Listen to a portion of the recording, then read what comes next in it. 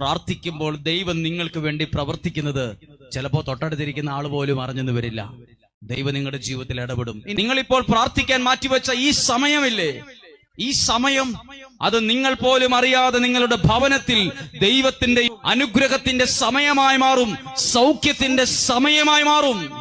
നിങ്ങൾ പ്രാർത്ഥിക്കുന്ന വിഷയം നിങ്ങളുടെ ജീവിതത്തിൽ ഒരുപാട് ദൂരെയായിരിക്കും.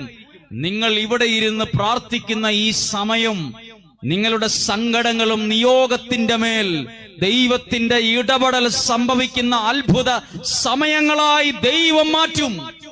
നിങ്ങൾ പ്രാർത്ഥിക്കാൻ ഇരിക്കുന്നത് ദൈവത്തിന്റെ ഈ വചനത്തിന്റെ മുമ്പിലാണ്. ഈ ദൈവം നിങ്ങളെ അനുഗ്രഹിക്കാതിരിക്കില്ല, ഈ ദൈവം നിങ്ങളെ വിടുവിക്കാതിരിക്കില്ല, ഈ ദൈവം നിങ്ങളുടെ വാതിലുകളെ തുറക്കാതിരിക്കില്ല, ഈ ദൈവം നിങ്ങളുടെ രോഗങ്ങളെ സൗഖ്യമാക്കാതിരിക്കില്ല, ഈ ദൈവം എല്ലാ തിന്മയുടെ സ്വാധീനങ്ങളിൽ നിന്ന് നിങ്ങളെ വിടുവിക്കാതിരിക്കില്ല. കാരണം ഈ ദൈവം ഇന്നും ജീവിക്കുന്നു.